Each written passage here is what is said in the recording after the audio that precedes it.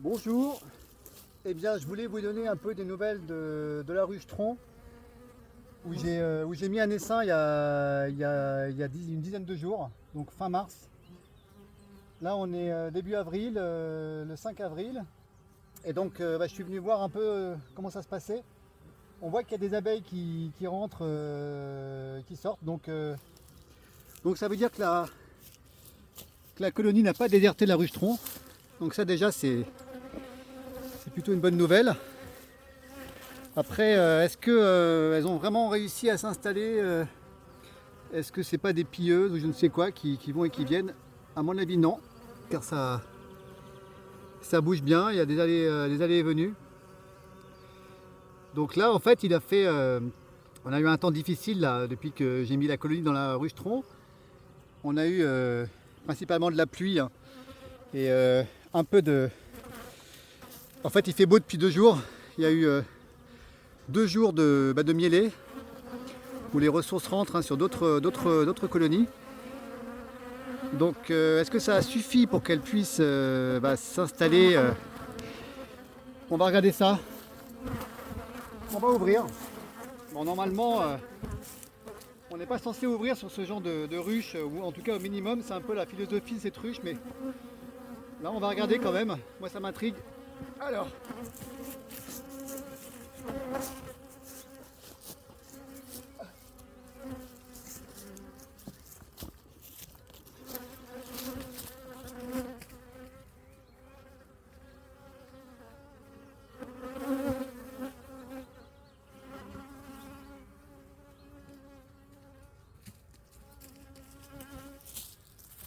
donc là je suis allé chercher un couteau parce que en fait pour ouvrir ce genre de colonie, en fait on a donc des clés.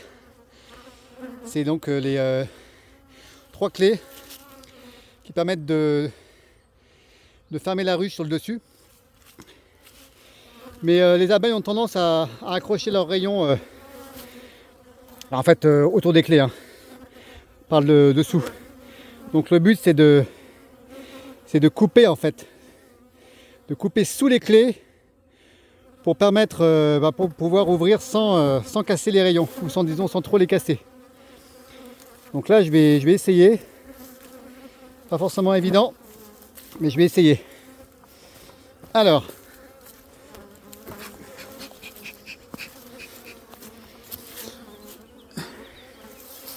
donc là je vais passer mon couteau sous la clé.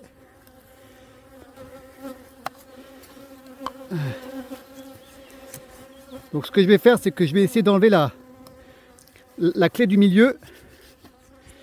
En tout cas là je vois que ça accroche. Donc ça voudrait dire qu'elles ont construit.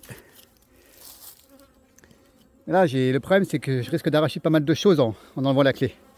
Moi je vais quand même essayer. Bon, ça a l'air de venir. Ah ouais, d'accord. En fait ça accroche quoi. Ça accroche. Allez hop. Voilà, donc là j'ai... Ah oui.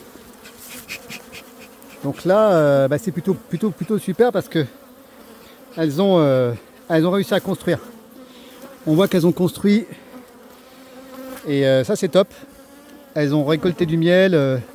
Malgré la météo difficile, on voit qu'elles ont réussi à s'installer en fait. Je ne sais pas trop si j'ouvre davantage. C'est un peu délicat. J'ai peur de tout péter en fait. J'ai peur de péter leur construction. Je vais essayer d'y aller tout doucement.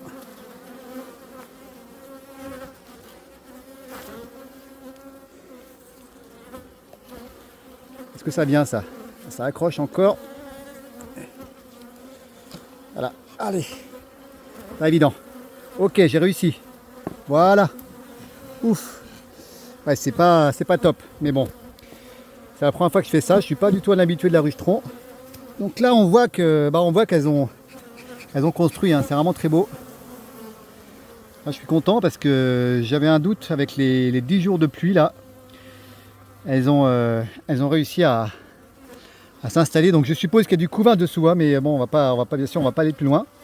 On voit qu'elles ont bien investi la surface de la ruche. Elles ont réussi à à construire. C'est vraiment, vraiment beau.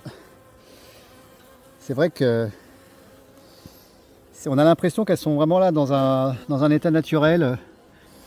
C'est un peu le mythe de la ruche-tronc, hein, l'état naturel, la ruche naturelle, etc. Moi je suis pas trop là-dedans, je découvre. Pour moi, à partir du moment où on met une colonie dans un habitacle, hein, quel qu'il soit, on fait de l'apiculture, hein, on n'est plus dans la... Enfin, on est vraiment dans l'intervention humaine. Hein. Là, je les ai mises dans cette ruche. En tout cas, c'est vrai que c'est très beau. Là, je dois dire que c'est impressionnant de voir ce qu'elles ont pu faire en si peu de temps, en une dizaine de jours. Elles ont réussi à s'en sortir, à construire. En plus, elles sont assez douces.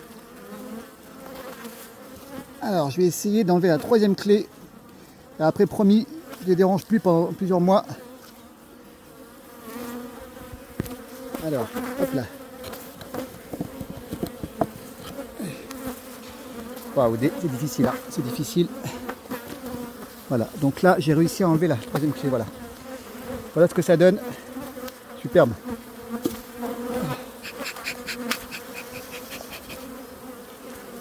Ok, donc voilà. Voilà ce que ça donne. 10 jours après l'enrichement, je pense que c'est un succès. Maintenant, il faut que je les laisse tranquilles. Hein. Je crois que là, elles ont quand même besoin de renouveler leur population. Je pense que la reine elle doit pondre dessous, mais il faut qu'elle renouvelle leur population maintenant.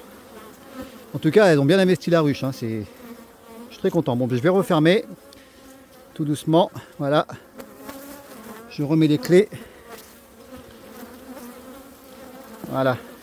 Donc si vous voulez avoir une ruche-tronc, eh bien faites comme moi, allez faire un stage de construction de ruche-tronc dans les Cévennes avec Monsieur Giorgi, spécialiste de la ruche-tronc. C'était vraiment passionnant. En plus le lieu est vraiment beau, en pleine nature, dans les Cévennes. Et bon voilà, après à suivre, hein. Il faudra voir bien sûr tout au long de la saison comment ça se passe et puis bien sûr là, après la problématique des traitements, puisque là pour faire des comptages varrois ça va pas être de la tarte. Voilà, bon, et bien en tout cas je suis quand même rassuré, elle a pu s'en sortir malgré la météo et je pense que ça va le faire, puisque là on est en début de mielée de printemps et donc elle va vraiment pouvoir stocker un maximum. Là elle a déjà stocké en grande partie.